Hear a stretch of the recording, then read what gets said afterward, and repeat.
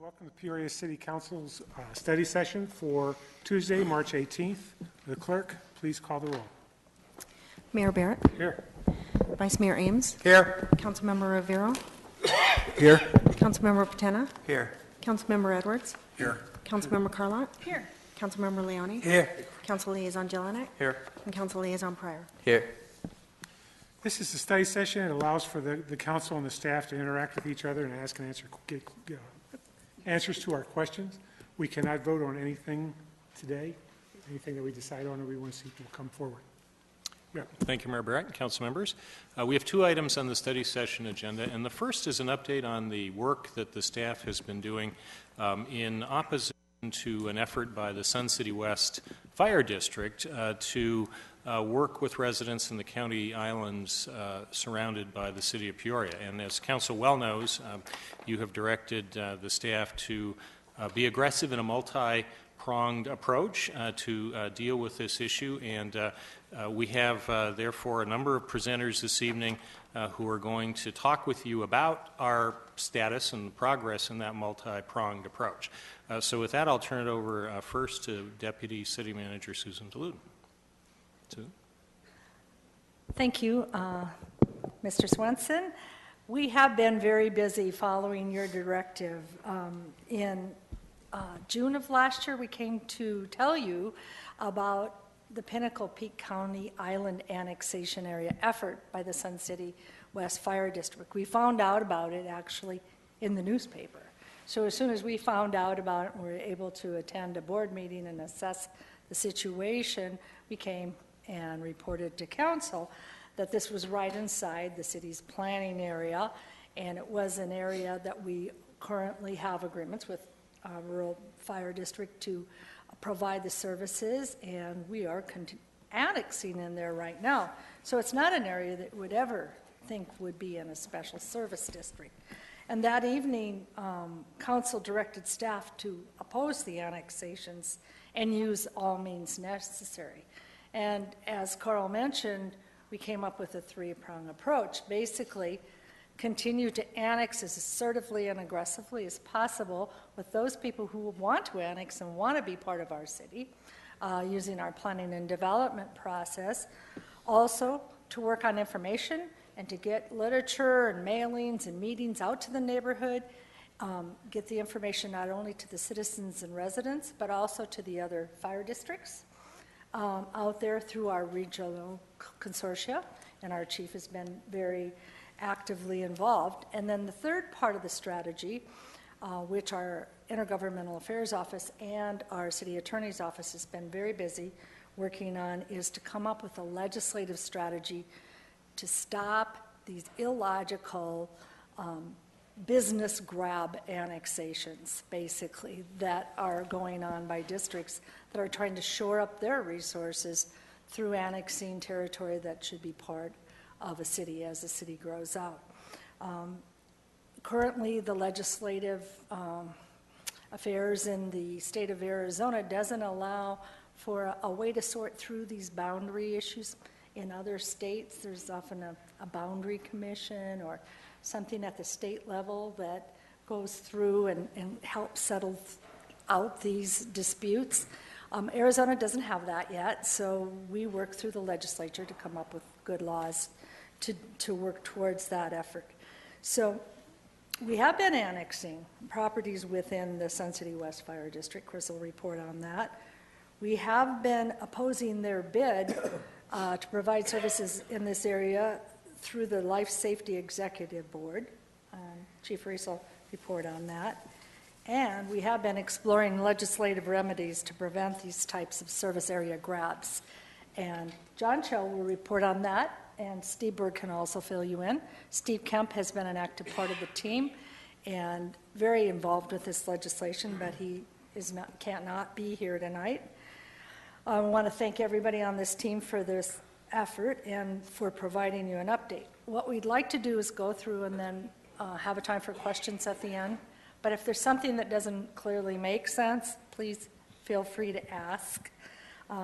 Chief Reese is going to be discussing mutual aid and automatic aid and our efforts, so that is always a very confusing setup, and I've learned a lot about that through the years and through the chief. And the difference that is, and the difference it makes in how we provide service and who's paying for the service. Because the one thing we want to avoid is that we're paying for the service and they're receiving the taxes. And finally, John Cho will describe HB 2152, which attempts to prevent the service area grabs. Why do we care? Why would the city be interested in Loop 303 annexation? Well, it's our economic development, industrial development, and future residential growth area for the city. And being a high-valued economic corridor, we want to make sure that development is master planned and built within the city and built to city standards. I know the mayor has mentioned this in the past. We want to prevent the area from residential encroachment like we had in the Loop 101 corridor, and where we had to bring in areas that had already been pre-planned and pre-development in the county, and then we have to accept what comes into us. We would like to control our destiny. And this area is within the Peoria planning area. In addition to that, Loop 303 representing the ED Opportunity Corridor, we put 4 sizable annexations into state lands to move forward on our economic development efforts a couple years ago, and those efforts were thwarted by Sun City West Fire District, who out of the blue opposed them with no previous recognition of this opposition to the city, no letter, no comment or anything. State lands said, well, can you settle the matter between the two of you? And so we've been trying for the last couple of years to do so, and have even given them maps to describe those service territories that we thought might be logical for them to serve, and we could transition them out over time as the city grows. But those maps were rejected, and we never received anything back from them on it. So in addition to Sun City West formally opposing our annexation and stalling our bid for getting that area, we feel that there's a basic question of fairness. Who provides the service and who gets paid for providing it. And also, I think fairness to the residents, because they can receive for $1.44 per thousand of assessed value, they can receive all the city services, whereas Sun City West can offer one service, and one service only for $2.91, which is twice as much. And my understanding is that's even raised since the point in time that we last checked. It was $2.91. So it doesn't really even seem fair to the residents. They should get good information and make good decisions. So what annexations have happened, Chris? First of all, before we move on, I do want to thank the team. These are all the people. Bo has been absolutely, totally involved, and he and his department have created a lot of information. We have put together a lot of meetings. We've been out to the neighborhood. The whole team of people that show up on there, from police, fire, planning, they've all really rolled up their sleeves, and this was not something on our work program because it was a surprise to us, but we did it and we accomplished it. Katie Gregory has done a lot of analysis in the budget, and Brent to help us see that difference in taxation, and Bill and his crew have been fabulous. So I really want to thank the whole crew in addition to the people at the table here. Chris?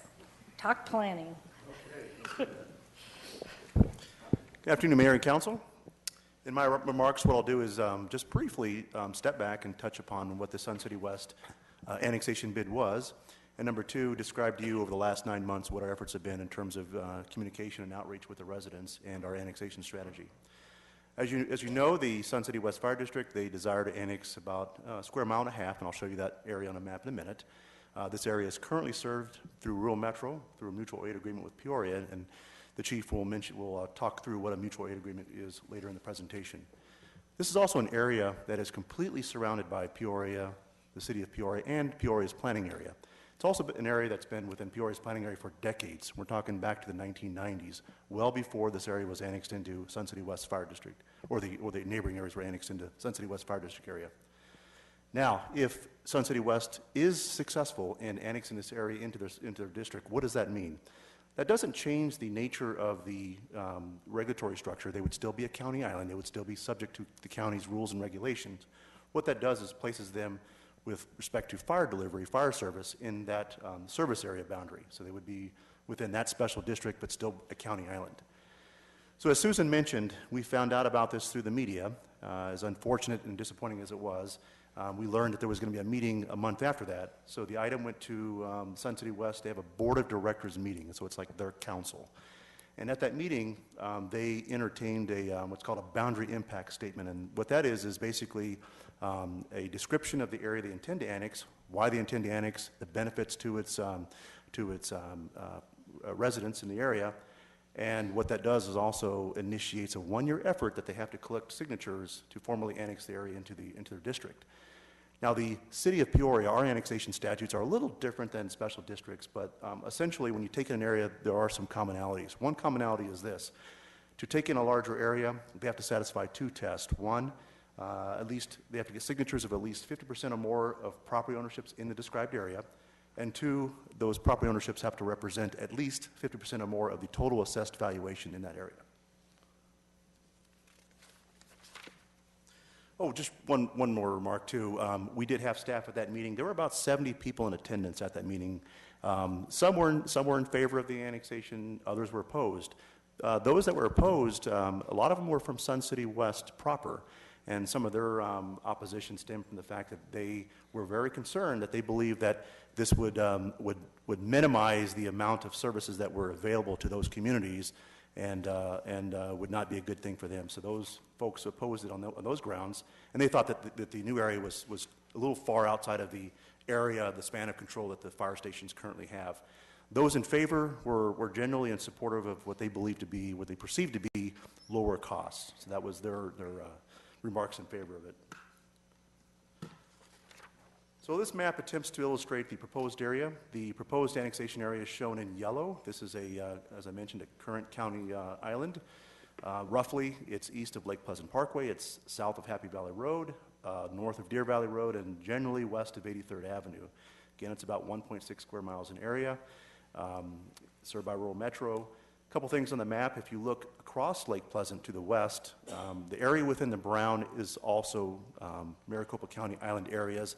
That area happens to be served by the Sun City West Fire District. You'll also note that we have a Pinnacle Peak substation within a very short distance of that. I'll show you a pretty good map in a minute that illustrates all our assets relative to this annexation area. The area is predominantly developed. It's largely large lot or semi-rural residential areas. Most of the lots, if not all, are currently on septic system. One other thing to note too, when you look at the map, I mentioned earlier that the annexation statutes with special districts are a little different than the cities. When we annex an area, it has to be an area that's contiguous and they have to meet certain dimensional requirements. That's not the case for special districts like the fire district. They can annex areas that are not contiguous. And as long as the annexation area is within a half mile of their current service boundary. So, to us, when we consider annexation areas, we want areas to represent logical, rational service area boundaries. So, in my opinion, on the other side, what that statute promotes is potentially boundaries that are not rational and promote a checkerboard approach, and I think that kind of flies in the face of the whole rationality of annexation areas. So quickly thereafter, the city got together and we mobilized and we formed the basis of our opposition to the annexation area. And really it comes down to these points. As I mentioned, the area is within our planning area. It's been within our planning area for a long time. What does that mean? What does that mean to be in a planning area? All the neighboring jurisdictions, we've all come to terms and agreed on where our respective planning areas are. The planning areas do not overlap. They're all defined. And what that means is these are areas that, while they may not be in the city today, they certainly are expected or anticipated to be in our city in the future. And these are also areas that, as we do our planning efforts, whether it's considering distribution of land uses, future circulation, economic development, recreational assets, they're all part of the overall deliberation of how we look at these areas. So these certainly are very much in our thinking and our planning efforts. We also believe that the annexation area doesn't meet all of the statutory provisions, and in our early letters we put that down. and describing how we don't think it meets all those statute requirements. We also believe it's a business model, not a response model. And this was a term coined by Chief Ruiz, rather, and he'll talk more about that, about the automatic gate system. I'll show you a map on the next slide that'll show you, again, our stations versus Sun City West stations, and I think it'll be very clear, the distinction there. And generally, the belief is this, that, as Susan mentioned, that Peoria taxpayers, we believe, would shoulder the fiscal and operational burdens, and that the Sun City West would realize the property tax benefit. And again, we believe it also promotes a checkerboard approach to annexations. So when looking at this map, again, the area in orange is the annexation area. There are 3 stations in close proximity. There's Fire Station 195, the Pinnacle Peak substation. That's within 0.4 miles or under a couple of minutes in terms of response time. We've got stations at Union Hills, and there's also the station on Jomax. When you look at the Sun City West fire stations, they have 2 stations within Sun City West proper. Sun City, or Fire Station 103, that's the closest station. That's about roughly a 7-mile drive to the area. And when you map that out, that's about a 15 to 20 minute drive. So compare that with 0.4 miles and under 2 minutes. And I think it's pretty distinctive difference there.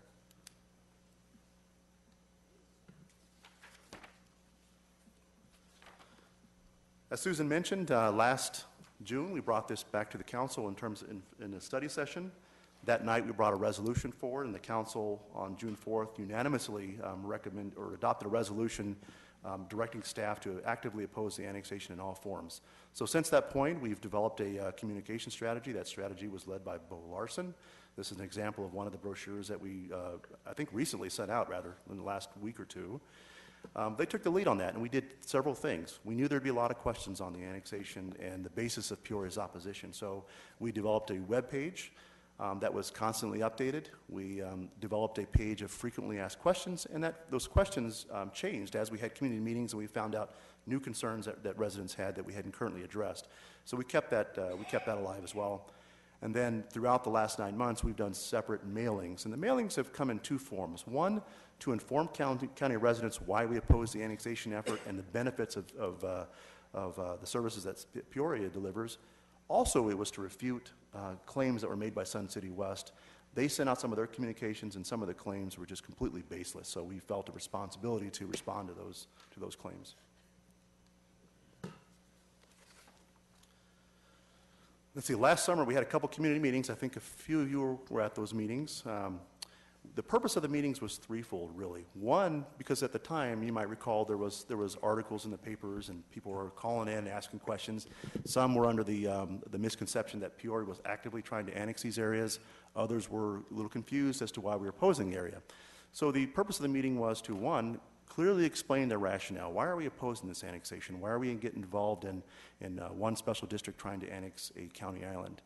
2, for those that were interested, we wanted to certainly discuss the City of Peoria services that are delivered, that we provide. And 3, we wanted to clarify to those residents that we were there just to provide information and answer questions. Certainly there was no active effort to annex county islands. Now, to the extent that residents were interested in coming into the city, we were most certainly willing to work with them and try to annex them into the city, but there was no active effort to take in the whole county island, and we wanted to make that clear. So we had 2 community meetings. We had one on the 30th of July at Rancho Solano Elementary School. We had 130 attendees there. And then we had one a month later at Sunrise Mountain. We had 181 attendees at that meeting. So we had several departments represented. You can see here in the list, Office of Communications, Police and Fire, Planning, Finance, City Managers. So we had quite a list there, and I certainly appreciate the contribution that all those departments offered. There were a lot of questions. What were some of the questions that we received from folks? Probably the big question was this: how does this affect my bottom line? What does it mean to me in terms of taxes? Do I have to connect to sewer if I annex into the city? Are you going to pave my streets? We moved out here for kind of that rural feel. Are you going to instantly make me pave streets and put streetlights out there? Is this going to negatively change the reason I moved out here? There were also questions about some of the animal rights privileges that they currently enjoy through the county. Is that going to change? And hopefully we clarified that it would not. They would be grandfathered areas. Would this affect home-based businesses that might be currently operating? The answer is no. It would not change that. They're currently operating. If they're legitimately operating within the county, there would be no change if they came into the city.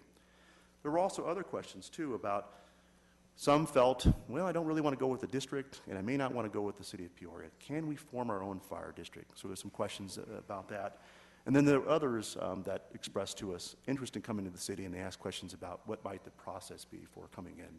So that was, on the whole, in the totality, those are the types of questions we received. Now, what this map indicates is the annexation area, and one of the things we did early on was we sent out one of our communications, and in that we had a prepaid card that was attached to it, and we asked the question of those if they were interested in receiving information about Peoria services or might be interested in coming into the city. So what this map illustrates is those addresses that we've mapped initially and over the term of that outreach process. Those properties in green illustrate those that indicated an interest in talking to us about potentially coming into the city. Those in red are ones that were pretty resolute in saying, no thanks, we don't want to come into the city this time. And then those in yellow were just properties that we did not receive a response from at that time. So I just want to talk about a few things in terms of council policy, in terms of how we approach annexations in this area.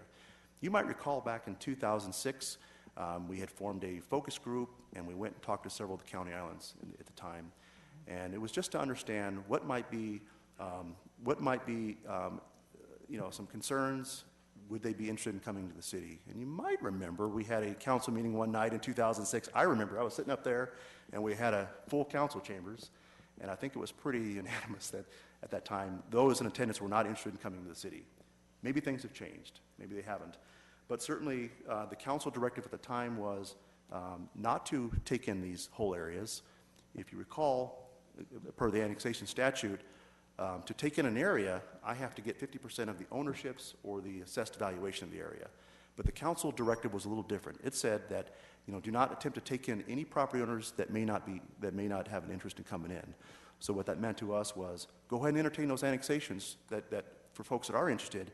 But when you look at our statute and our limitations, they have to be contiguous with the city, and they have to meet our dimensional requirements. So right now, really, all we can touch are those properties that abut the city and meet our requirements, and we've certainly been out talking to folks about that. I would say over the last 2 years or so, we've probably annexed about 45 acres of land, not only in this area, but also in the area to the west that's part of the Sun City West Fire District area. And I think those annexations are important as part of our strategy. I think, one, what it does is it symbolizes to the fire district and the residents that their future is indeed in Peoria. And two, I hope it attempts to calm some of the fears that some of the residents might have that things might radically change. I think what they probably see is that those that have annexed in, that things have not radically changed. So we're trying to calm some of those fears. Yes, sir. Yeah, in terms of contiguous, I'm looking at the bottom, the green ones there along Pinnacle Peak. And I notice they come up to the road and the dotted line is further down. If it's a county road, then it's not contiguous to us, or how does that work? Yeah, Pinnacle Peak is actually a roadway that it's a county roadway, but it's also, Sun City West actually annexed that roadway. So we would have to annex the roadway from the county before we could actually touch those properties. And so as we consider whether we want to annex a roadway, we have to consider the maintenance factors and whether we're prepared to do that right now. But we would have to definitely annex the roadway to touch the properties. Chris might mention that that's how they got to that island, by annexing the road, which is actually phenomenal, because they're not going to maintain the road or provide any services to the road, but was a mechanism to be able for them to get into that territory and connect it. Yes. Yes, Sun City West. That's, for us, we have not yet decided to take over that annexation of that road. That's something that council policy makers may need to look at in the future.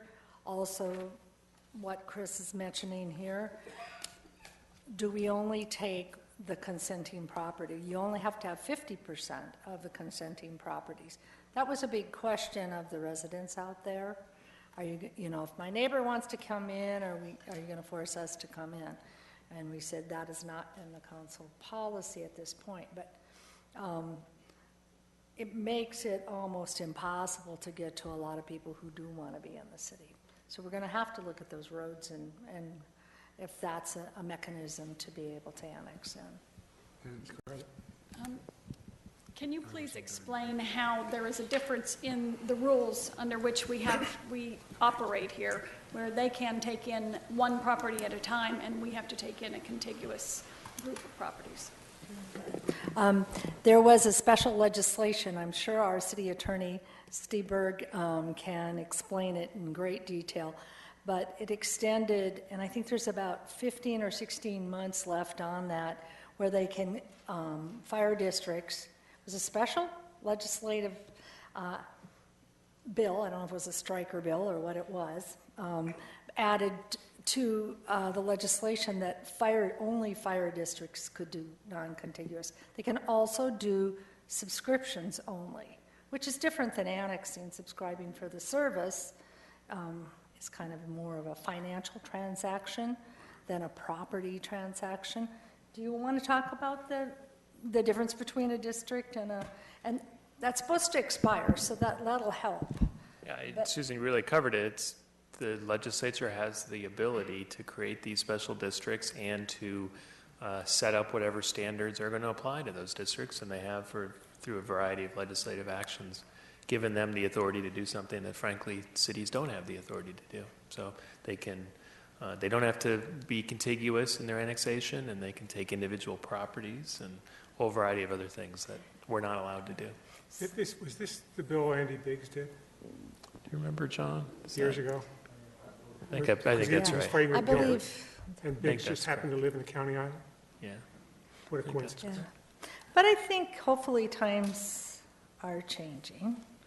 I mean, cities are growing out. Special districts are a tool, a mechanism as a holding territory for cities as they grow out to provide services when there's no city there, like a water district or a fire district. They're never intended to continue on as a city grows and develops. And Arizona hasn't yet adopted like I said, a boundary commission or a state systematic way of sorting through those. But in most of the other western states, they have. So I think ultimately, maybe John would differ from me. He's down at the legislature quite a bit. But I think John's bill that he's working on, 2152, starts to get us there. Well, before we get to that, he has a question. Yeah, I just wanted to follow up. So Pinnacle Peak becomes a problem because it's a county road, but if we go up north to Villa Lindo, that's okay, right? They're contiguous there, and that's contiguous with Peoria? Or anywhere else, really, it looks like. Anywhere else that connects to the city. Except the Pinnacle Peak Road is the problem area. That's correct, yeah. Okay. Yes. And we are taking in some County Island roads currently. We have, yeah. Williams. I want to think the last agenda, I think we took in a smaller road. I believe it was the portion of 83rd that was within the county area. We took that road in, and I believe there was another one, I want to say a couple months ago, another segment of a road that was taken in. And really what that does is enable us then to have discussions with some of these property owners to see whether they're interested, and then we may have the opportunity to take them in then. So we're progressing on that, yes. So that's the end of my remarks. Unless you have any other questions, we'll go next to fire, and Chief Ruiz will talk about the fire strategy. Mr. Mayor, Council, good evening. There's essentially two kind of agreements with concerns to fire. One is the mutual aid agreement, which has been more traditional than the automatic aid system. The mutual aid system is based on an agreement that when an agency, an IGA between two agencies, where one agency runs out of resources, doesn't have any resources to send, that they will call the other agency for help. Give you an example in the annexation area in question is we have a longstanding mutual aid agreement with Rural Metro. And Rural Metro responds to that area on the rare occasion where they don't have a unit available to send to that area, they'll call us. We would never know that the call came in because it comes in through a complete different precept and a complete different dispatch system, so we would never know about it. And then Rural Metro calls us and asks us if we have a unit available. If we have a unit available, we send it. If we're involved in a large active incident, then we wouldn't be able to go, and then they would have to pull another unit from further away to fulfill that call. They can't draw from any of the surrounding communities if they're not in mutual aid with, for example, Glendale. So that's the way rural metro, the mutual aid agreement works. Automatic aid was started here in the Valley in 1976 by 3 cities, Glendale, Tempe, and Phoenix, and with the vision that this agreement would grow and that if every community would have a level of fire and medical service that would fulfill at an adequate level to that respective jurisdiction, that they could share automatically across borders, and everyone would benefit. So the automatic aid system is unique to the country. It is taking off in the country by other names like Fire and EMS Without Borders is a California rendition of it. It is a system that is very efficient because you share the resources instead of duplicating efforts right across the street from each other. You benefit because on a large incident, you have quite a few units coming from many jurisdictions, and to the point that all the recipients of the automatic aid or are part of the automatic aid usually get the resources coming in at a rate of 2-to-1 ratio. So you get 2 units for every unit that you send out to another city at the end of the year, and all of them are pretty much the same in that regards. When it starts to get out of bounds is when one jurisdiction then doesn't comply with the rules of the game. An example of that was Scottsdale, the city of Scottsdale, a couple of years ago. What they did is they relocated a unit that was in the southern part of Scottsdale to the northern part of Scottsdale. And it left a big pocket there for Tempe and Mesa to fill in. They weren't very happy about that. So what transpired out of that is that the contract was tightened up, and there was specific language in the contract that stated that one jurisdiction won't benefit off of another jurisdiction by not providing adequate amount of fire and EMS to their own jurisdiction. So in that time frame also, there was some players that have been replaced in the Automatic Aid or Life Safety Council Executive Board.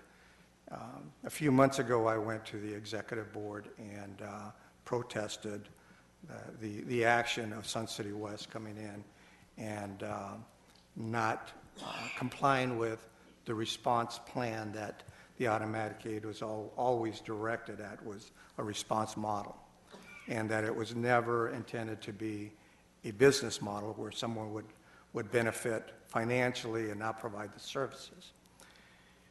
So they met several times, and again, they have some new players in there, and there are some philosophical differences, and every time we think we're right there with a decision, one way or the other, is they're pulling back and trying to resolve it by sidebars and side decisions. So as of last week, they have not decided unanimously as to the decision or the direction of the Executive Board. So I'm staying with them and continuously trying to push them for a decision. What would happen if they decided that this was wrong action on Sun City West part? Can you repeat that? If the board decided that this was the wrong action on Sun City West part, what would happen? Well, they would essentially write a letter saying that you're out of compliance, that you need to come into compliance and be the first steps.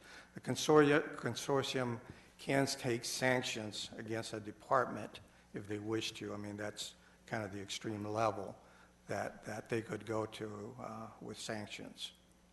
But the mutual aid system would still remain in place. The mutual aid system right now for that area still remains in place with us, with Rural Metro, which brings to a point, it's an old contract. We need to look at the fees and kind of look Okay, at we automatically roll over to Sun City West when Laurel's done. The mutual aid contract automatically roll over to Sun City West. No, it would not. Okay. It's a contract strictly between Peoria and Rural Metro right now. If they wanted to come into a separate contract, they would have to draw that contract up. Thank you. So, Mayor, the point here is there is no way to compensate the city through the automatic aid system because Sun City West is not part of it, nor do we have a mutual aid agreement with them. So there's not even a mechanism to do it. They haven't been part of it. Just clarification. Sun City West is part of the automatic aid system, and that's where it becomes complicated, is that by annexing, they're expecting the automatic aid system to take up the slack and provide the services in that area. Again, the automatic aid system, as it was intended and written in the spirit of it, would say that if you're going to annex into that area, you provide the area, the service in that area, and everybody benefits. By not providing the service, and they're collecting the taxes and benefiting off the backs of the Peoria taxpayer by having us go in and provide the service under the so-called automatic aid agreement. By law, would we be required to do that? If the automatic aid board says that they are not in compliance, that I would think, and I would defer to legal, that we would not be obligated to respond into that area. So that's the final sentence on that slide. Sun City West has not provided automatic aid area assistance since 2006. That's the problem, right? Your final sentence on that slide. No, they have not provided any service. They're too far away. They're about 18 minutes away or so from their existing stations. They're proposing another station in about a year's time that is closer to the vicinity within the APS facility there. They're proposing a lease, but even at that, they would be fifth due to the area in question. So if you had a large residential fire, they may be dispatched to it, may not.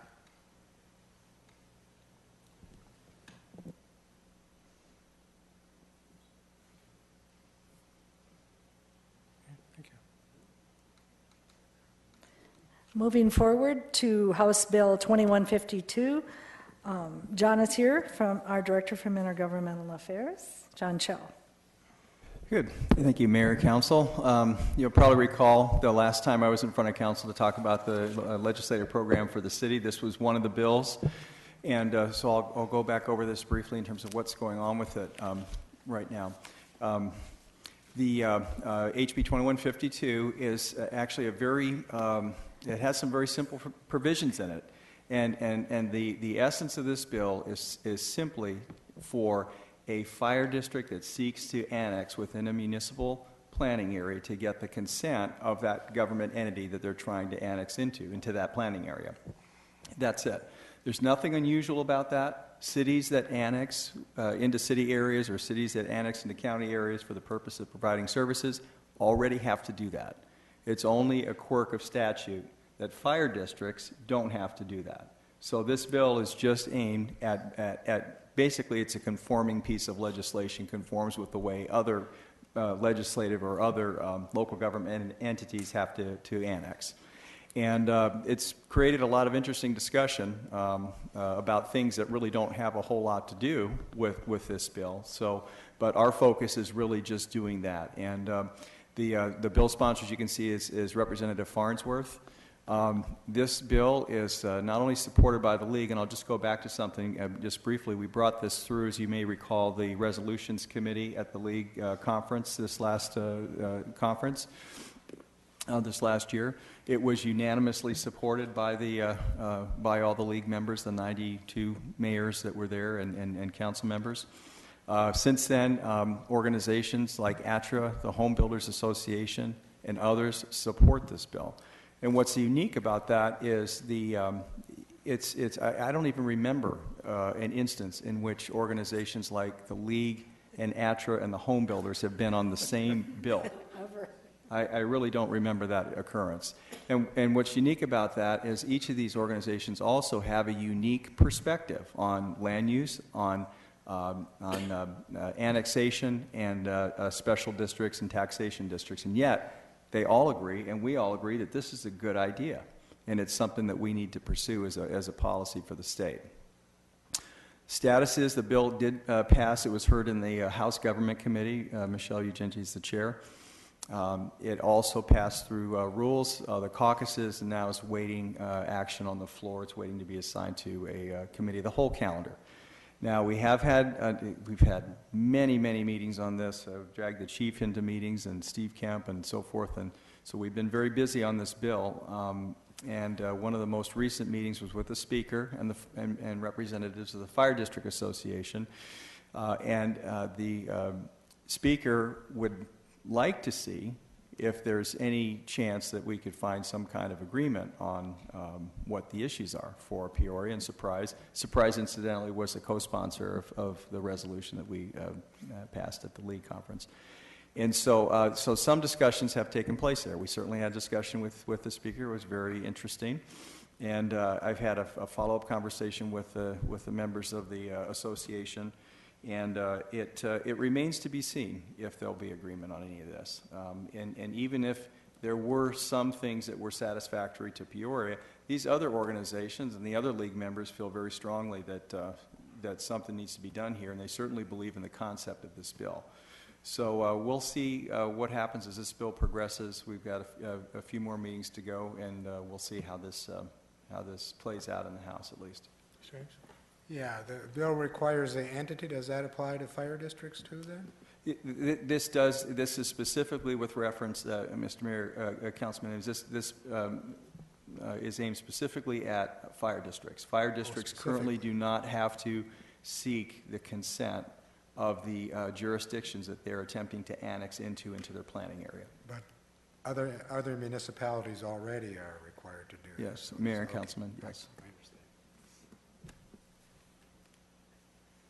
Good question, Scarlett? So, because we have a loophole in our current legislation, someone who is an opportunist is allowed to come into our city, into a planning area, and actually utilize the tax dollars being paid by our 160,000 citizens who are paying their taxes every year for fire service and police service and roads and all of the reasons that they pay taxes. These people are going to come in and peel off some of those funds so that our taxpayers, following the rules, have to supply these people with funding so they can stay in business. Am I getting this? Is that correct? I'd say that's a pretty good summary, and I think that's why John and Steve and the chief were able to get the support of all of those organizations. Wouldn't you say, Steve? Has been real successful at that. Yes. And Mayor, Councilmember Carlett, what they're attempting to do, Sun City West Fire District, is to annex into our planning area and receive a property tax as a result of that annexation.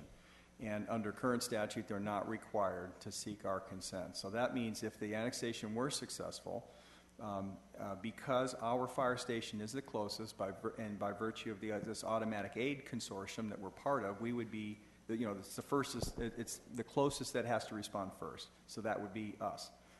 And there's been no indication that that they're going to build new facilities that are closer or provide for operations. And the law would permit them to do that if they were successful in their annexation effort. And let me add something to that too, Ms. Carla, because I think what you said really sums it up exactly. And that's the fundamental issue here is one of equity. And for the district to come in as they have for a financial purpose, and that is really what underlies their effort here, is a financial drive to get the revenue from this area, recognizing that the City of Peoria Fire Department will be the service provider under the 8 agreements that we have in the consortium that Chief Reese described. And that's the fundamental issue for us. It's one of equity, fairness, and ultimately the cost of the service is going to be borne by us in the end. And by us, you mean the citizens of Peoria? Correct, The yes. people who are fairly paying their tax dollars in exchange for what they consider services that are going to be delivered directly to them. And that is why we are having a problem with this. And they are here this evening, and I want them to be clear, to understand why we are so adamantly opposed to this. It is not fair to the people who are paying for this service. I have a question for you, Chief. Assuming they were successful and they actually respond to some of the emergencies, do they have the capacity to continue to serve Sun City West at the same time? Or are they stripping services from their base? Mr. Mayor, I would suppose that they're stripping, and unless they add to their cadre of equipment and people, and that's a question for them, but I would imagine that they are stripping. As they're responding to that area, if they have to respond to that area, it's going to take away from Sun City West proper. So they're going to be putting Sun City West residents who are part of the district at risk? Yes. Thank you. Mr. Rivera. Chief Reese, have you had a conversation with the district? And if you have, what's their explanation? What's their intention? Or was that ever stated to you? We have had some conversations throughout the past. Chief Zbyszko's proposal is to pay us per call to go in, as we are in the mutual aid. The difference, a big difference there, is that a mutual aid contract is very limited in the amount of number of times that you would go into that area, because in this case, Rural Metro will respond. In the case of Sun City West, they're too far away to respond, and the automatic aid system being operated by GPS picks up the closest apparatus, and us being across the street and only 2 miles away in every direction would be always the closest piece of apparatus to that area, and we would be pinged every time. So we would be the most likely entity to pick up the call, correct? Mr. Mayor, Councilmember Rivero, yes, we would pick up all the calls. But when you've made that case to him, which seems to be an obvious one, what has the district responded to you? Mr. Mayor and Councilmember Rivero, we agreed to disagree at that point. We haven't resolved anything. Okay, thank you. Mr. Hayes? Yeah, so if they did the annexation, they would collect revenue from the county residents there, right? So they would get that revenue, and we would provide most of the service, and that would be, then our taxpayers would really be supporting that fire service. What happens to Rural Metro in this, if this happens? Is Rural Metro, are they still there? Or? Mr. Mayor, Councilman Ames, interesting question is that it is encroaching in the business of Rural Metro. So the Rural Metro would slowly start eroding and going away. But Rural Metro would be answering service calls still, right? Or they would call, I know they're being paid, Sun City West is being paid. Councilman Ames, Rural Metro would only respond to the area that is not covered by another agency. In this case, if Sun City West annexes certain homes, rural metro would not respond to those homes unless there was a mutual aid agreement between rural metro and Sun City West. Is rural metro getting subscription payments right now? Is that how they operate? Mr. Mayor and Councilman Ames, that's correct. Not all members in that community subscribe, and so if they have a fire, for example, then rural metro, because they, under law, supply service to those unincorporated areas, would respond and then charge at whatever cost that they charge for putting out a fire to that resident that is not under subscription. And they're pretty high rates.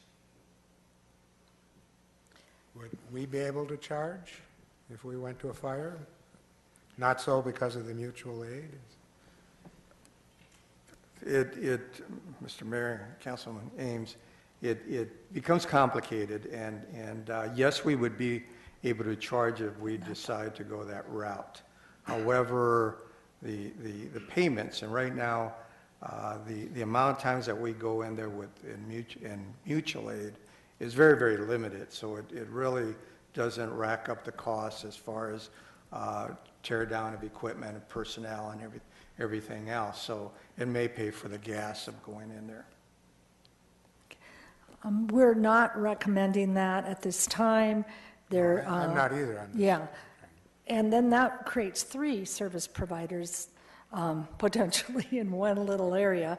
How many fire trucks do you need in 1.6 square miles zooming past each other? I don't know. So it would not be something we would recommend. Financially, it doesn't make any sense for the city. We can explore options.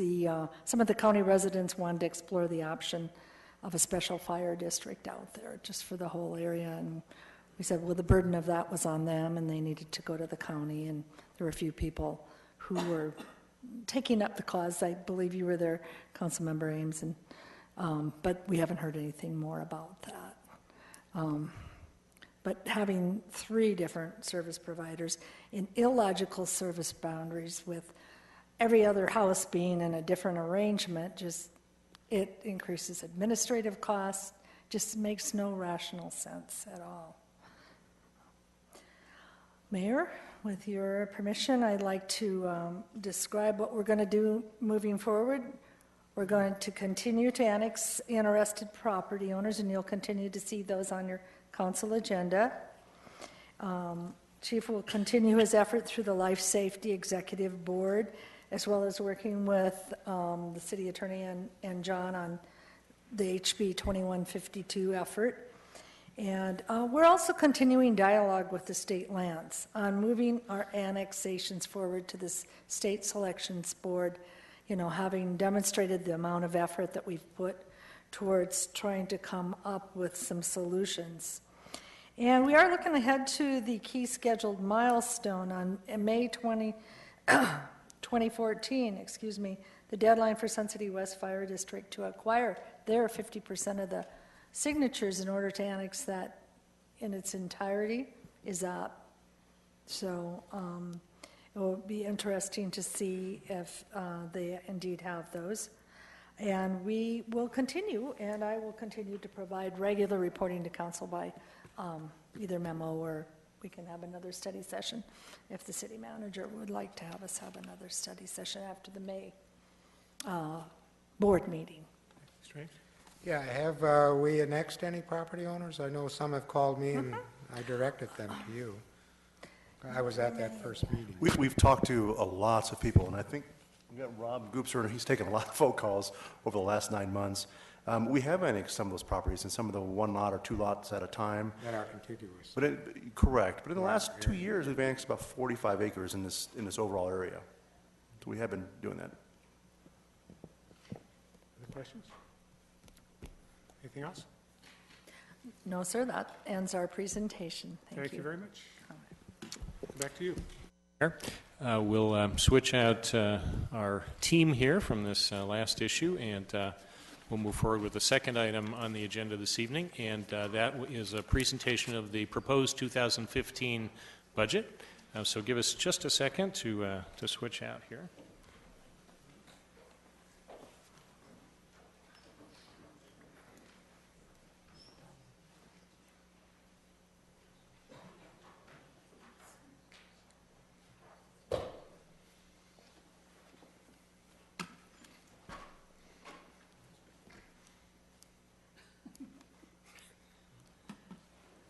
Do you have the Cliff Notes version? Maybe I should come over and sit.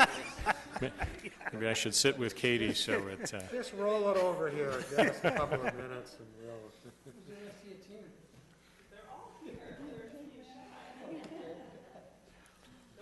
They're hiding. As soon as we have our PowerPoint here, we'll move ahead. This is one where I'll spend a few minutes presenting an overview of the proposed budget in a few slides, and then Katie will drill down a little bit into the financial elements, of course, in the proposed budget. And then later on this evening, you'll be able to leave here with about 1,000 pages of budget reading for you for your preparation for next week's session, and of course you'll have that online too for those of you that want it that way. So, we're ready?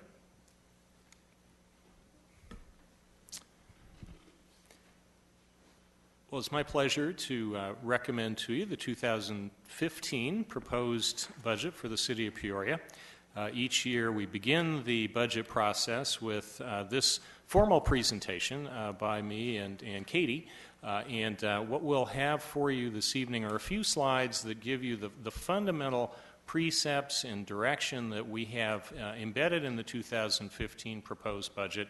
And then Katie will get into some of the overview elements with respect to the financial pieces.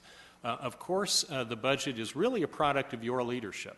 You have given us parameters and direction beginning back in March of 2013, after the last election, when the council came together and created the policy goals for the city for the next 2 years. And of course, those are the policy goals that underpin all of the elements in my direction to the departments and in service delivery. And of course, they're a key function of the budget itself. Back in September, you had an economic development prioritization session where you gave us further direction in terms of the economic development priorities that you felt were important under the policy goals. Also in December, you had a growth and infrastructure needs assessment discussion wherein a number of directors provided information to you that you then gave us direction with respect to how we would proceed with infrastructure investment strategies that are also a key part of the budget presentation.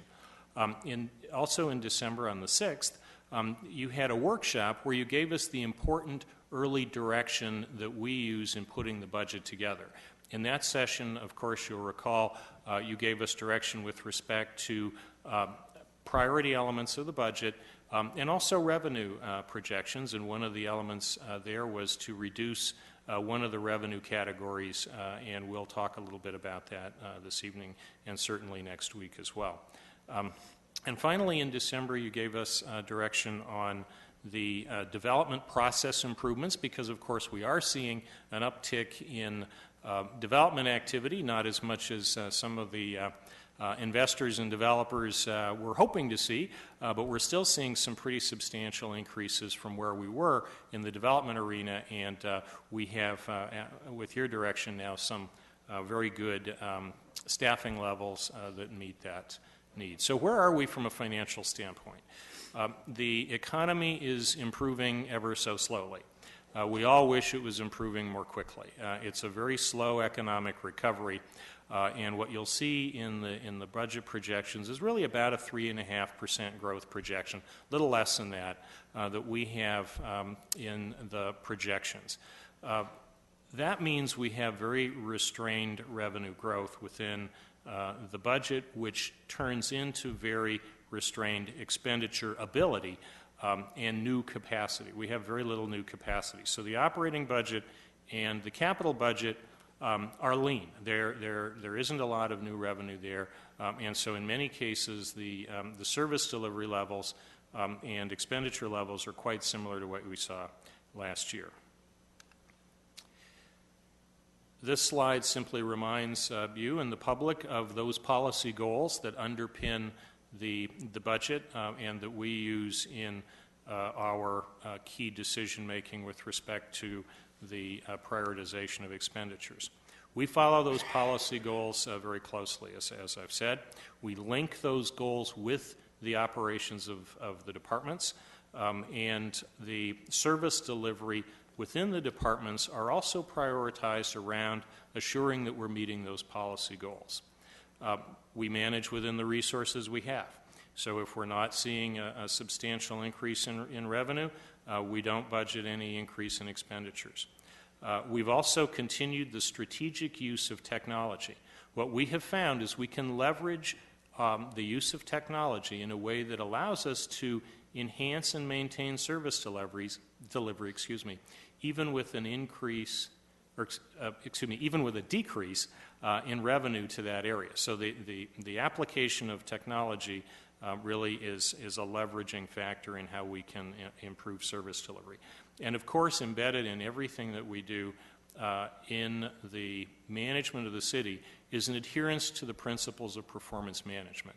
We use those performance dimensions and dynamics in the management of the city, and you're accustomed to seeing that in the budget, and you'll see it again this year. Each year we improve the use of performance management, and I'm proud to say that I think we're one of the best cities in the country in terms of the use of performance data and concrete, objective information in making our prioritization decisions. So what are the challenges we've been facing in the budget? Increased cost of service is, of course, the primary driver. Revenue, as I've mentioned, is restrained, but the cost of service continues to go up. We have elements that are out of our control that drive our costs. We also have a need to maintain the infrastructure and facilities that we have. So as time goes on, our city is aging, and our infrastructure requires a clear and consistent amount of maintenance, and we need to fund replacement of rolling stock and other elements within our service delivery that keep us able to provide a high quality of service at a low cost. And I really believe that we are very good when you look at how we deliver our services for the resources going in.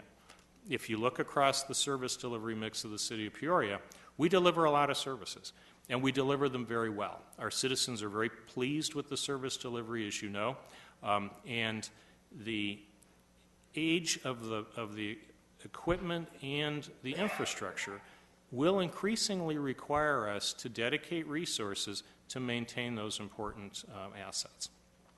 And finally, personnel costs. Of course, as a service industry, service business, if you will, the primary cost within our budget is the cost of people, and we have a great track record of investing in our people, of making sure that they have competitive wages and benefits, and that we continue to invest in their skill building and development as individuals, so that as our workforce ages and we see the inevitable retirement increasing, we're going to have employees that are prepared to step up and fill the vacancies that are left behind when employees retire.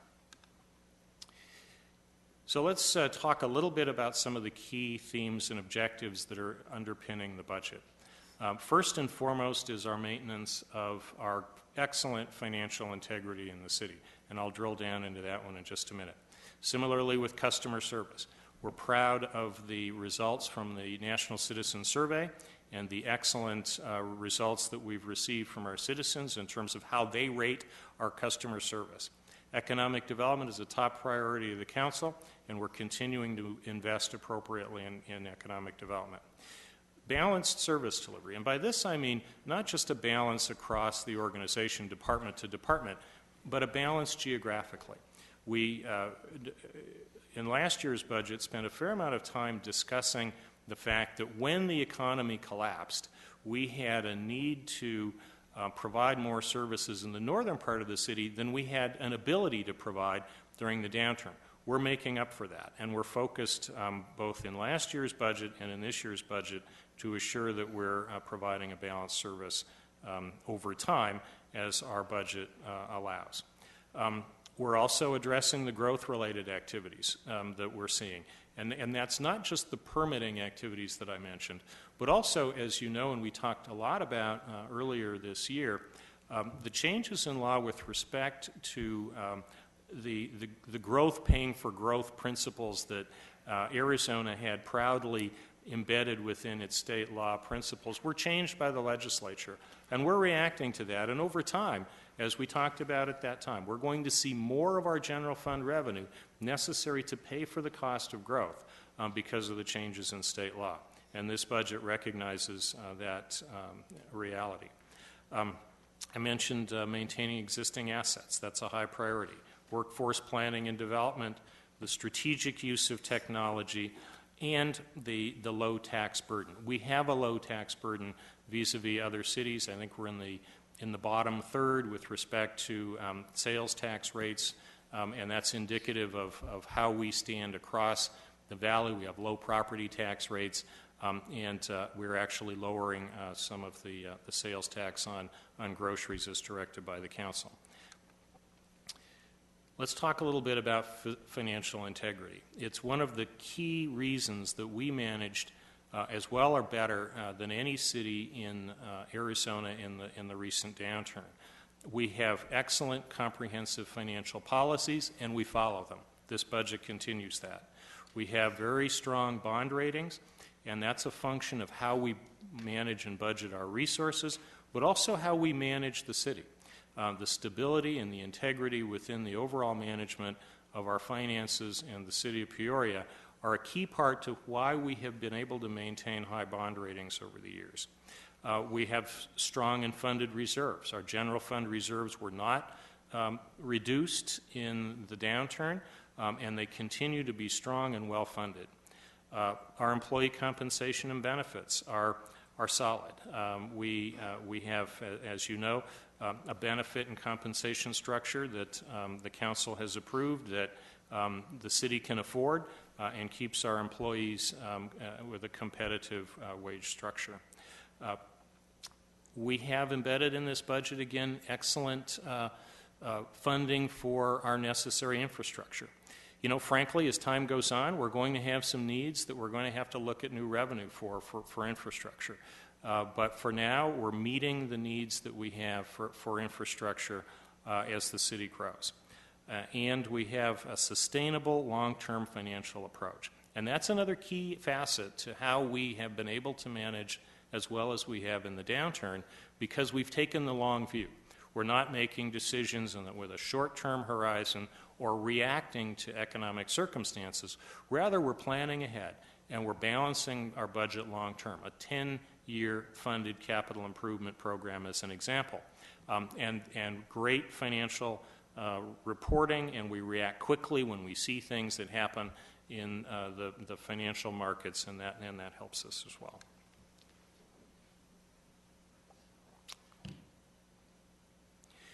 Let me talk a little bit about the citizen-focused approach within our budget. And this goes back to the customer service element. We're very proud of the 87% citizen rate of good to excellent from a service perspective in the last citizen survey. As you know, we saw a lot of high responses from citizens like that while we were reducing our expenditures. So we were cutting our costs and getting higher numbers from citizen response to service delivery. And that's a function of how we deliver our services and how we manage. We're focused on citizen service. We're focused on responsive government to our citizens, and we've streamlined our service delivery to that purpose. We took a lot of overhead cost out in the downturn. We reduced 160 FTEs. A lot of those FTEs were in the management and supervisory ranks. We streamlined our service delivery, and that helped us maintain a high level of service, even at a reduced cost. Our services are also focused on approaches that really empower citizens. Our community-oriented public service program, or public safety program, is a perfect example. You're all accustomed to seeing Chief Minter present the latest approach that he has to partnering with citizens in a whole host of different ways. And that's really at the core of community-oriented policing and public safety. It's partnerships and it's trust. And that enables us to get a maximum return on our financial investment. Similarly with our neighborhood programs. One of the key facets to how we managed through the bad economy in a neighborhood context or a community context was having programs in place and building on those that invested in the neighborhoods. The Neighborhood Pride program is a perfect example. It's a great program. We're funding that again. We're continuing to focus that. It goes into neighborhoods that might be distressed or challenged and works to instill a sense of pride and of ownership in the community. Similarly, our community works projects. These are small projects in the neighborhoods. We go into the community. We do things that make a meaningful and positive impact on people's lives right in the neighborhoods. Of course, we continue to build the big regional projects, but we put money into the neighborhoods, and our citizens really appreciate that. I also want to mention our recreation programs. We did not cut our recreation programs in the downturn. We didn't close off our citizens from access to those programs.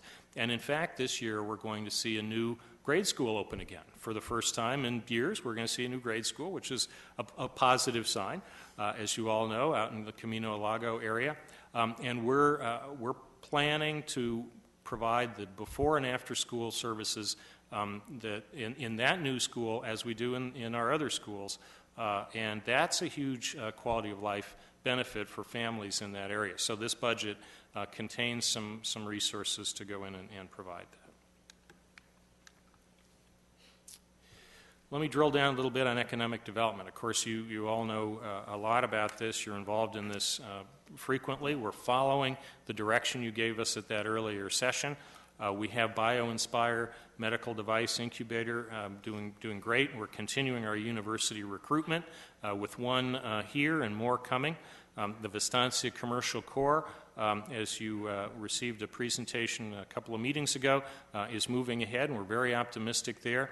Similarly, the Peoria Sports Park and P83, you approved that development agreement last week, and that's a phenomenal thing to be able to do in this economy, to provide a great new facility for our citizens and visitors, and an indication that we're really moving ahead in the economic development arena. And importantly, there are funds in this budget to be opportunistic. So other programs that can come up in economic development, we have some funds set aside so that you can continue that investment. I mentioned the strategic use of technology or leveraging technology. Just a little bit more on that. We're improving citizen service through technology as well as efficiency in the departments. So social media is expanding by leaps and bounds. You've received some presentations from the police chief and the IT director with respect to the expansion of those programs, and it's a way that we're leveraging technology to improve service delivery. It's also helping us to create operational efficiencies, and we're improving customer service through those applications of technology as well. Let me talk just a little bit about the process we use. And this is a bit of a different chart, but it highlights the way we prepare the budget. I mentioned earlier that we have followed the council's direction from a variety of sessions, most importantly the early direction session. What we've done since then is refine our forecasts and move into a process where we work collaboratively with the directors in an iterative process to create the budget. And importantly, the boxes at the bottom, the leadership team review and prioritization, and then moving up to the right, the final balancing with the leadership team. This budget that I'm presenting to you and you'll be looking at next week is really the budget prepared by the leadership team. What we've done over the last few years is increasingly have the decision-making with respect to the budget done collaboratively by the directors. This is not a budget that I'm directing to the department heads or that the finance department is directing to the department heads. I give them some parameters. The finance department explains the available revenue, and in a very collaborative fashion, the directors work together to come up with the proposed budget. They hear each other's needs, they respond to each other's needs, and the budget that's being recommended is truly the budget from the leadership team. And that's important, because what we have, and you saw it in the last presentation with respect to the annexation, and you're accustomed to seeing this from us frequently, almost every time we get together. It's a team of directors and leaders that are working together to bring a recommendation to you. And that's a strength of our organization, and it's a facet of our organizational culture that has been maturing and is enhanced each year we bring a budget to you. So what you see here is really a function of a group of professionals that have a strength and a depth in their own area, but they work collaboratively. And what you have before you is a reflection of that. So I wanted to highlight that this year for you. We don't talk about that each year. Each year there's a bit of a progression in that process. But this year I think it's real important to spend a little bit of time on that.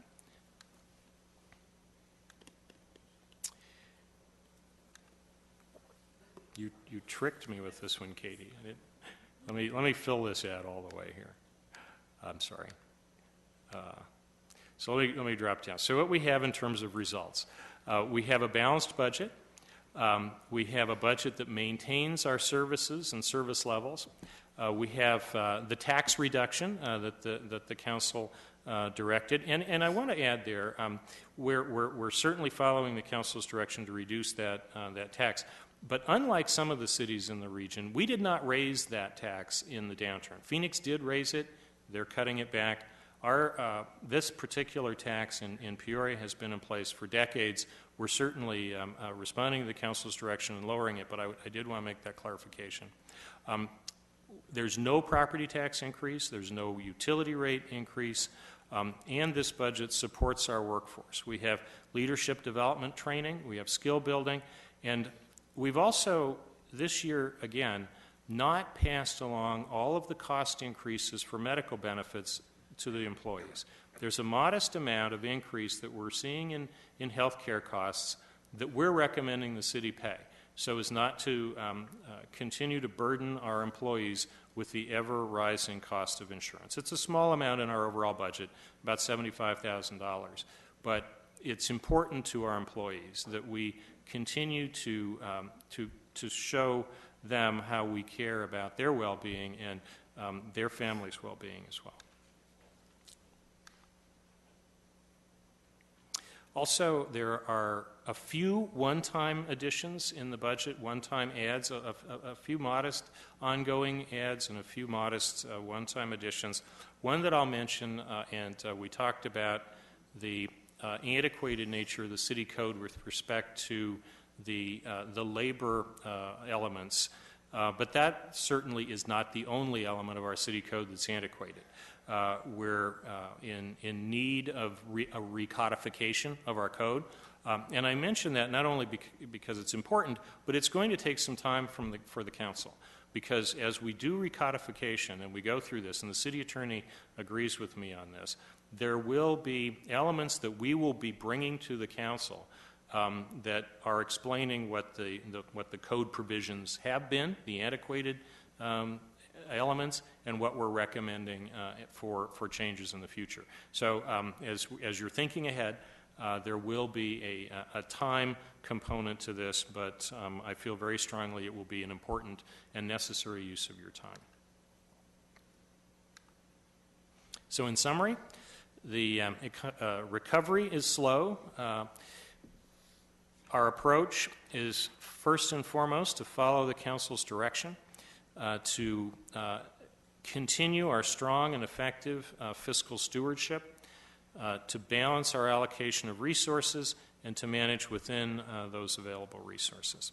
And the outcome is a balanced budget that I'm quite confident the council will be pleased to go through when we spend a lot of time together starting next Tuesday night over 3 nights and into Friday morning if necessary. And there it is right there. Mr. Ames? Yeah, when you refer to the slow recovery, are you primarily referring to sales tax revenues? Yeah, For us, that, from a revenue standpoint. projections, sales tax. Yes, and Katie's going to go into this a little bit more in her presentation, and then we can spend as much time on it as you'd like next week. But from a revenue standpoint, yes. I mean, but there are the indirect revenue elements, Vice Mayor Ames, that come from the optimism or lack thereof that are embedded in consumer confidence. And so we're seeing some what we've referred to as muted optimism. I think in the budget transmittal here we're calling it tempered optimism. I think the point is the same, whichever way we choose to describe it.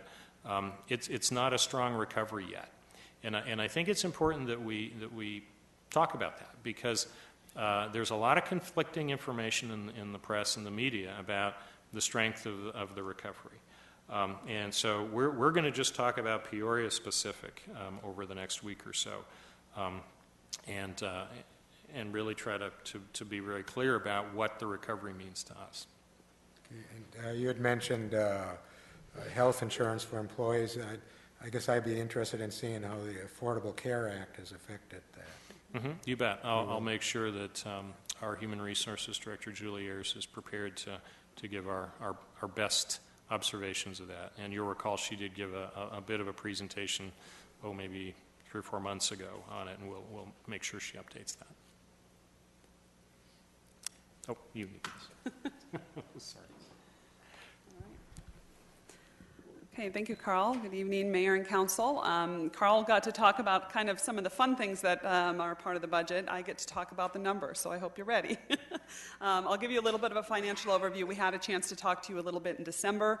Not a lot has changed in terms of the financial overviews, but I think it's important also for our viewing audience to understand what our financial outlook looks like.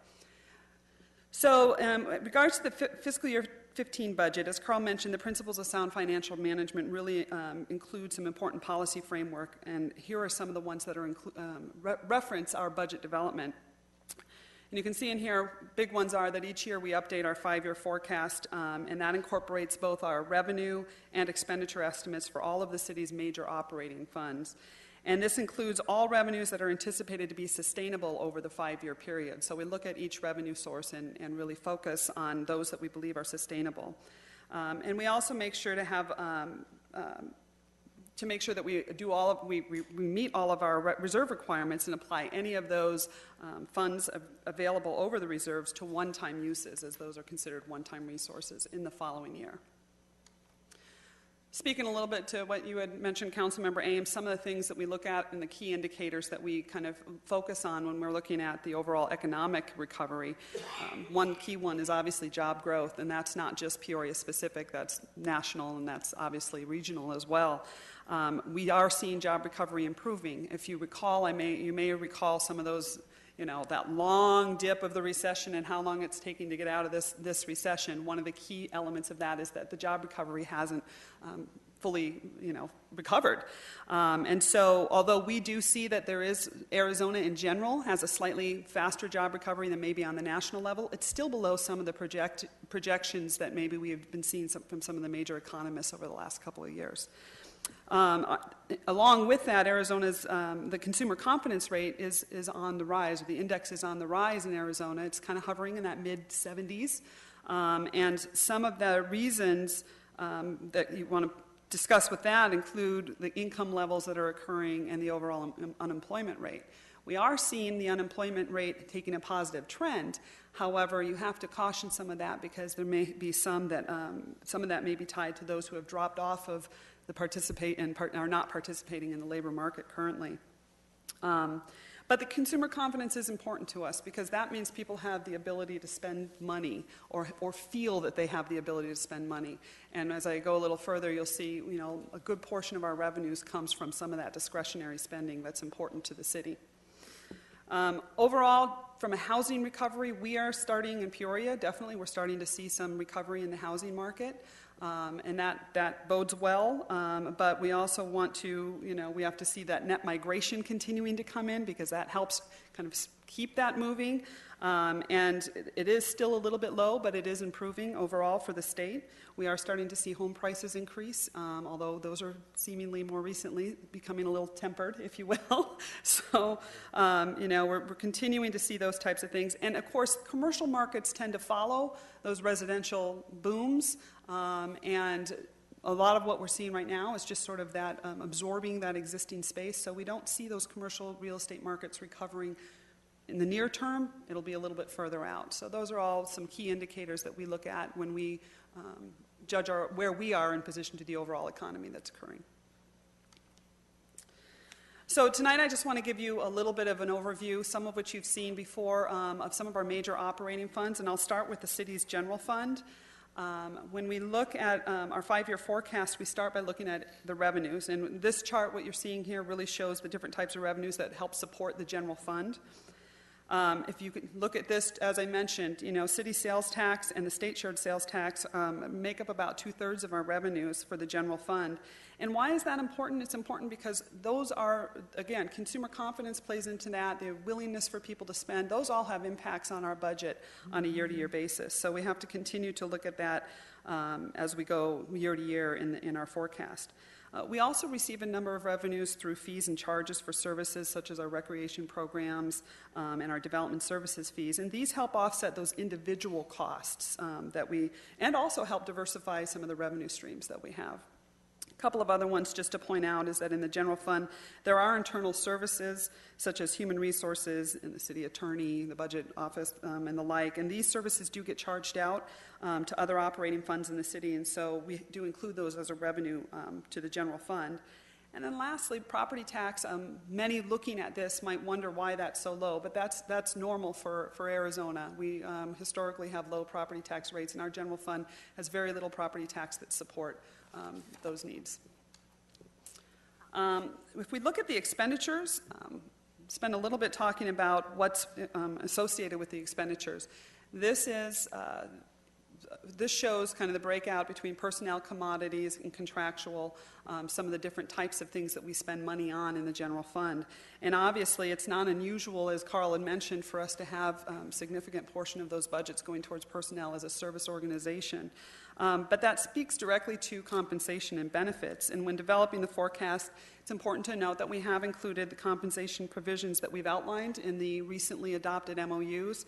And we've also included a wage assumption beyond the MOUs of 5% for those who would be eligible. The forecast also reflects increased costs related to the city's health care, as Carl had mentioned, and the city's retirement contributions and workers' compensation programs.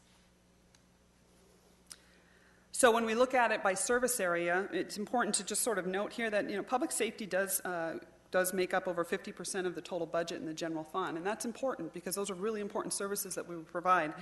And community services also has a significant portion. However, as I mentioned, many of those have revenues that offset some of those costs in the form of fees for services.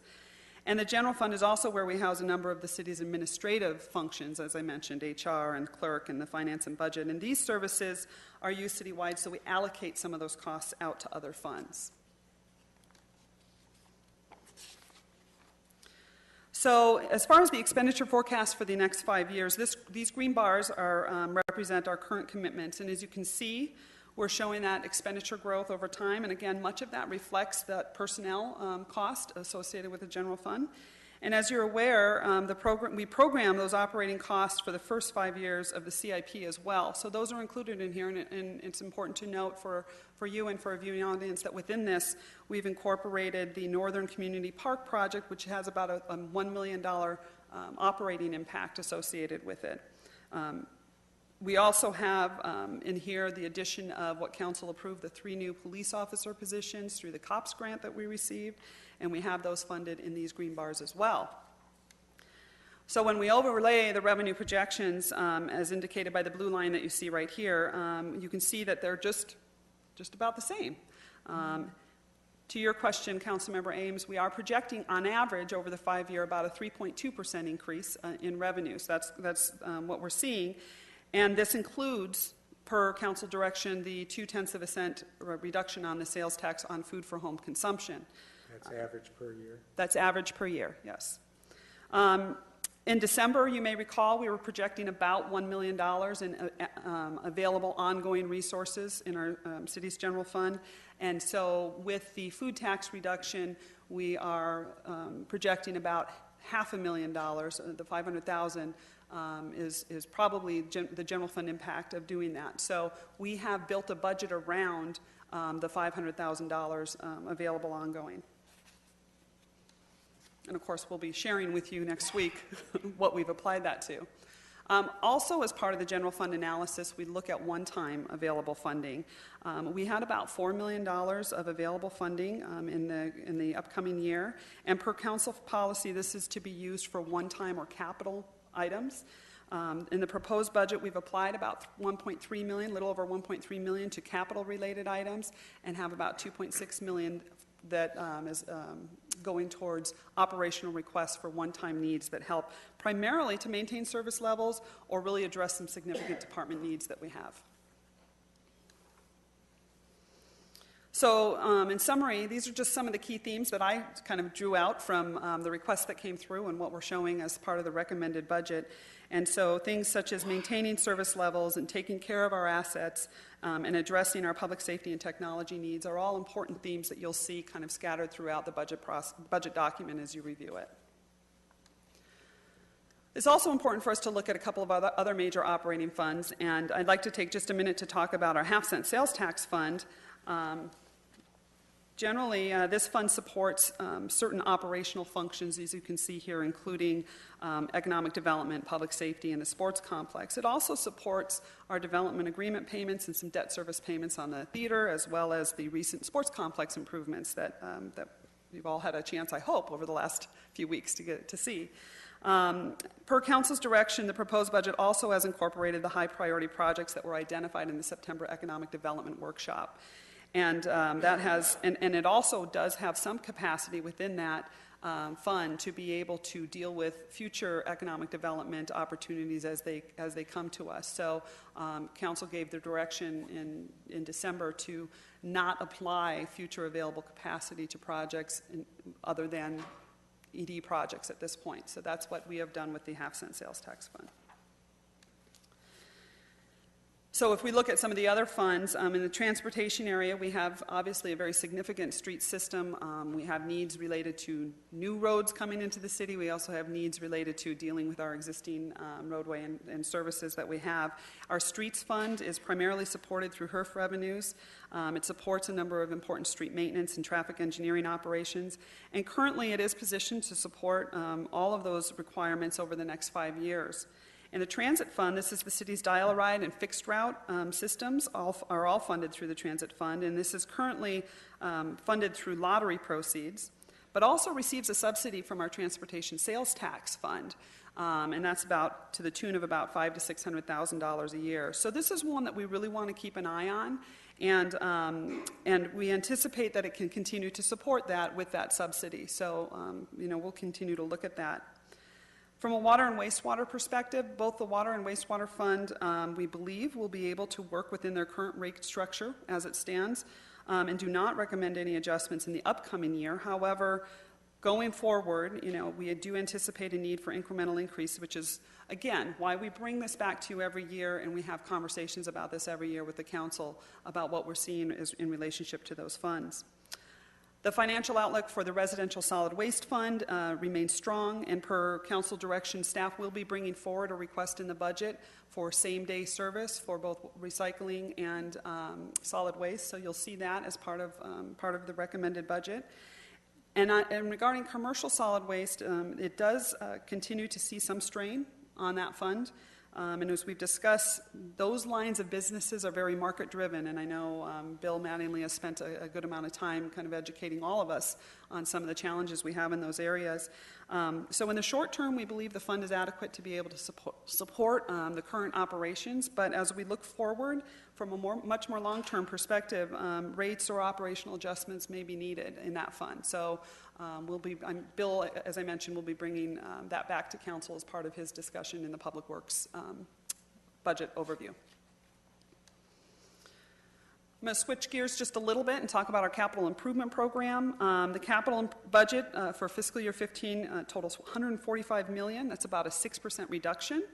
The total 10-year capital budget is about $598.5 million, and that's about a 14% increase over the whole 10-year program. And as you can see, water and wastewater and streets continue to have a heavy infrastructure requirement. And in addition to that, economic development, as we've talked about in the past, continues to be a significant category within the capital program. You'll see a number of projects included in there, including the first two phases of the P83 Entertainment District improvements and the project to build the new parking structure at the the sports complex in relationship to the Peoria Sports Park project. But we will also, as part of Council's budget discussion, we'll be bringing the entire capital program to you as a separate item for review over the next week. This slide just very quickly shows kind of the budget history over the past 10 years. As I was talking before, the total recommended budget for fiscal year 15 is $470 million. This is a slight increase over last year, less than 1% over last year. The two largest categories in the overall budget, of course, are the operating and capital budgets. The total operating budget is approximately 50%, or at about $238 million. And a little over half of that is the city's general fund at $123 million. The capital budget, as I mentioned, is about $145 million. And the other the other amount is split between debt service and contingency at $45 million and $42 million, respectively. So that makes up our $470 million budget. I also want to just give an overview of some changes related to our authorized strength and the recommendations that are in the budget. As we look at the total authorized strength, you can see that there has been very little increase over the last 4 years. There are a few positions included in the upcoming budget. You'll see that the upcoming budget, while we only are showing 3 positions as requests, the overall adopted budget to last year's adopted budget actually is 7 FTEs, and the reason for that is because during the current fiscal year, Council has already approved the 3 police officers through the COPS grant, as well as the change in the position for the sales and sponsorship associate over at the sports complex. So that's 4 of those FTEs. The only 3 you'll see in the current budget as far as actual requests are 3 FTEs related all to customer service needs related to our development services area. So we have these positions on here equate to 3 FTEs total. So some important takeaways for the budget as recommended. It is, as Carl mentioned, it's a truly balanced budget, and it keeps our principles intact and maintains our services. It includes the sales tax reduction as directed by Council, but it does not include any increases to our property tax or utility rates. It also, I believe this is a budget that helps us address all the organizational objectives as well as the council objectives as you have described them to us, particularly related to customer service, economic development, and maintaining quality services for our citizens. Just as a quick review, we are going to have those meetings beginning next week. I would just like to mention that the book that you'll be receiving this evening has not changed in terms of format. So when you go through it, it's similar to what you saw last year. It is organized by department and does include significant information related to the department. Those cost of service items are in there, as well as our performance report. And of course, included in there are some of the detailed budgets. I'd really like you to focus on some of those department descriptions and performance reports. That's really where you get the meat of kind of the service outcomes that each of the departments are trying to achieve. And then again, if you have any questions, our entire budget office is absolutely ready to talk with you, answer any of your questions. Certainly would love to hear if there's any concerns or things that you'd like to bring up next week so that we can prepare for that. This is one of the rare times I think we're meeting 3 days in a row, so there's very little in between time for us to respond. So if you have any specific things you'd like, please feel free to contact the budget office, and you can contact any one of us. We're willing and ready to, give you any information on this 1,200-page. Sorry, it's over that 1,200-page document. So happy reading this weekend. And I would add that it is not just limited to the budget staff. We're all eager to meet with you, talk with you anytime any of you have questions or comments. We're standing by. And that concludes our presentation this evening, and we'll look forward to pulling up our sleeves next week. Questions or comments? We're adjourned until 7 p.m.